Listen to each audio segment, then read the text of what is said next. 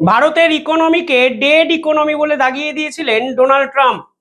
Donald ট্রাম্পের একাধিক সহযোগী পরিষ্কারভাবে হুঁশিয়ারি দিয়ে জানিয়েছিলেন তারা নাকি আমেরিকাতে বসে ভারতের জিডিপিকে সম্পূর্ণভাবে শেষ করে দেবেন। তারা বলেছিলেন ভারতের অর্থনীতিকে আমেরিকা ক্রাশ করে দেবে। কিন্তু কালকে ফার্স্ট কোয়ার্টারে যে জিডিপির রেট আমাদের সামনে উঠে এলো, তা কিন্তু পরিষ্কার বোঝা যাচ্ছে ডোনাল্ড ট্রাম্প আসলে ভারতের অর্থনীতির উপর কোনো প্রভাবই ফেলতে পারেননি। দেখুন, এই ট্যারিফ চাপানোর পর ভারতের কিছু ক্ষেত্রে একটু ধাক্কা লাগবে, এটা বাস্তব।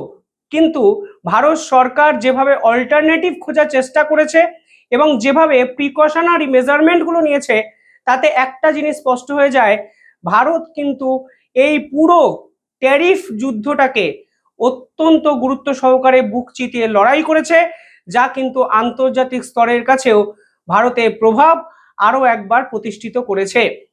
ভারত কতটা সফল বা ব্যর্থ তা তো সময় বলবে, কিন্তু কালকে ভারতের জিডিপি প্রথম 3 মাসে যেভাবে উল্লেখযোগ্যভাবে বৃদ্ধি পেল, তা কিন্তু পরিষ্কার ডোনাল্ড ট্রাম্পের মুখে ঝামা ঘষে দেওয়ার সমান। কি হলো, কেন গোটা ভারত এত উচ্ছ্বসিত, এবং জিডিপি মানেটাই বা কি, কিভাবে কালকে ভারত ইতিহাস তৈরি করার দিকে যাচ্ছে বা গেল, এই সব কিছু নিয়ে আলোচনা করবো আজকের এই ভিডিওতে। আপনারা দেখছেন দ্য ইন্ডিপেন্ডেন্ট নেটওয়ার্ক। যারা এই চ্যানেলটি দেখছেন, ছোট্ট একটা অনুরোধ, চ্যানেলটিকে ভালো লাগলে একটু সাবস্ক্রাইব করবেন এবং পাশে থাকা বেল আইকনটি ক্লিক করে পরবর্তী জিওপলিটিক্যাল ভিডিওর আপডেট সংগ্রহ করবেন। ইতিহাস থেকে বর্তমান, সময় থেকে সমাজ, দেশ থেকে বিদেশ, ইতিহাস শুধু বইতে নয়, দেখবেন ভিডিওতেও। এই নেটওয়ার্ক এখন অনেক বড়। আপনারা দেখছেন দ্য ইন্ডিপেন্ডেন্ট নেটওয়ার্ক। কালকে ভারতের পক্ষ থেকে যে রিপোর্ট প্রকাশ করা হয়েছে, সেখানে বলা হয়েছে ভারতের জিডিপি প্রথম কোয়ার্টারে অর্থাৎ এপ্রিল, মে ও জুন এই 3 মাসে 7.8% বৃদ্ধি পেয়েছে। এই রিপোর্ট কারা প্রকাশ করে? দেখুন, ভারত সরকারের ministry of statistic and programme implementation যে মন্ত্রক আছে, তার আন্ডারে ন্যাশনাল স্ট্যাটিস্টিক্যাল অফিস আছে। এই ন্যাশনাল স্ট্যাটিস্টিক্যাল অফিসের আন্ডারে ন্যাশনাল অ্যাকাউন্টস ডিভিশন, এরা কিন্তু কালকে এই রিপোর্ট প্রকাশ করেছে, যেখানে বলা হয়েছে প্রথম কোয়ার্টারে অর্থাৎ এপ্রিল, মে ও জুন এই সময়ের জিডিপি 7.8% বৃদ্ধি পেয়েছে, যা আগের 5টা কোয়ার্টারেও পায়নি। এর মানেটা কি?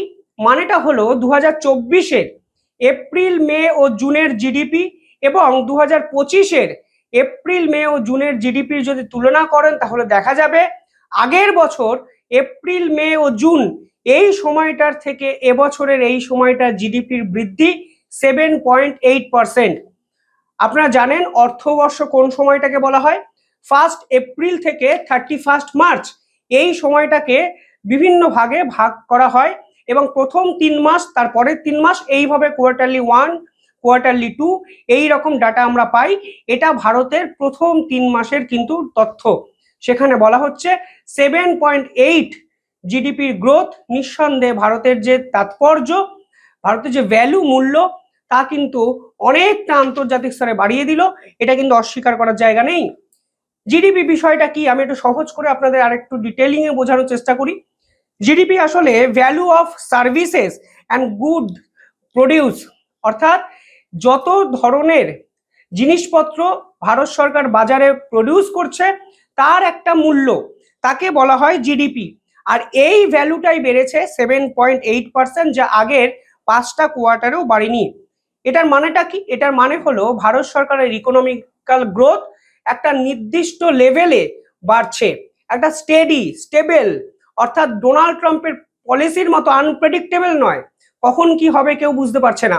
ভারতের বর্তমান পলিসি এতটাই সুগঠিত যে এই অর্থনৈতিক বৃদ্ধিটা একটা নির্দিষ্ট হারে বাড়ছে, কখনো কমছে কখনো বাড়ছে, হতে পারে, কিন্তু ধপাস করে মাটিতে পড়ে যাওয়ার মতো অবস্থায় এই মুহূর্তে ভারত নেই। অন্তত এই তথ্য কিন্তু আমাদের সামনে প্রকাশ করছে। পাশাপাশি আপনারা যদি দেখেন এই জিডিপি ডাটাটা কিভাবে পাওয়া সম্ভব, দেখুন জিডিপি মানে হলো C+I+G+NX, অর্থাৎ কনজামশন, যেটা টোটাল জিডিপির 50%, মানুষ যেটাকে কনজিউম করছে, প্লাস হলো private consumption, plus private investment, government expenditure এবং নেট এক্সপোর্ট। এই সব কিছু মিলিয়ে কিন্তু এই জিডিপির তথ্য আমাদের সামনে আসে, রেজাল্ট সামনে আসে। অর্থাৎ এই সমস্ত তথ্য যদি একই সুতোয় বাঁধা হয় তাহলে কিন্তু আমরা সঠিক তথ্য পাবো, এবং এই তথ্যের উপরে ডিপেন্ড করেই একটা রাষ্ট্র ঠিকভাবে এগোচ্ছে কিনা, অর্থনৈতিক বৃদ্ধির জায়গায় যাচ্ছে কিনা, মুদ্রাস্ফীতি নিয়ন্ত্রণ করতে পারছে কিনা, এবং স্টেবিলিটি আছে কিনা, স্টেবল নাকি, শক্তিশালী নাকি, একটা স্থিরতা আছে নাকি, এই সমস্ত কিন্তু জিনিস আমরা বুঝতে পারি।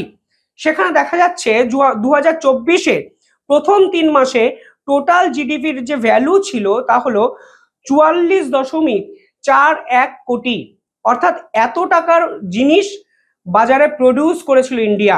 2025-এর প্রথম 3 মাসের ডাটা কি বলছে, সেই সংখ্যাটা বেড়ে হয়েছে 47.88 ক্রোর, অর্থাৎ প্রায় 48 কোটির জায়গায় চলে গেছে, যেটার বৃদ্ধি 7.8%, অর্থাৎ শতকরা 7.8%। এটা ডিফাইন করছে যে ভারত আগের থেকে অর্থনৈতিক যে শক্তি তা কিন্তু একটু হলেও বাড়িয়েছে। অর্থাৎ ডোনাল্ড ট্রাম্পের পরিভাষায় ভারতের অর্থনীতি ডেড ইকোনমি নয়, ভারতের অর্থনীতি ক্রাস্ট হয়ে যাওয়ার মতো জায়গায় কিন্তু নেই। কিভাবে এটা সম্ভব হলো? কারণ দেখুন, প্রথম যে পয়েন্ট উঠে আসছে সেখানে বলা হচ্ছে গভর্নমেন্ট এক্সপেন্ডিচার, অর্থাৎ গভর্নমেন্ট প্রথম 3 মাসে বহু ক্ষেত্রে পাবলিকের জন্য ইনভেস্ট করেছে, যেমন রেলওয়ে লাইন সম্প্রসারণ হয়েছে, রাস্তা তৈরি হয়েছে, এবং কিছু ক্ষেত্রে ডিফেন্সের প্রোডাকশন বেড়েছে। এই যখন প্রোডাকশন বা এই পাবলিকের জন্য ইনভেস্টমেন্ট হয়েছে তখন পার্টিকুলার কিছু সেক্টরে চাহিদা বেড়েছে।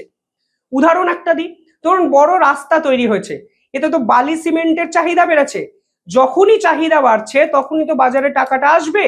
এইভাবে কিন্তু সামগ্রিকভাবে পলিসির উপর ডিপেন্ড করে ভারতের অর্থনৈতিক স্থিরতা বা সুস্থিরতা কোন জায়গায় যেতে পারে। পাশাপাশি কনস্ট্রাকশন সেক্টরের উল্লেখযোগ্য বৃদ্ধি হয়েছে, এগ্রিকালচার প্রোডাক্টের চাহিদা বেড়েছে, কারণ ভারতের প্রথম এই 3 মাস এপ্রিল মে জুন কিছু ক্ষেত্রে এত বৃষ্টিপাত হয়েছে যে বিভিন্ন ক্ষেত্রে রুরাল যে ডিমান্ড তা কিন্তু কিছু প্রোডাক্টের জন্য বেড়েছে। ফলে সব মিলিয়ে ভারতবাসী কিন্তু ভারতের অর্থনীতিকে এখনো বাঁচিয়ে রেখেছে, এই ডাটা কিন্তু সেটাই রিফ্লেক্ট করছে।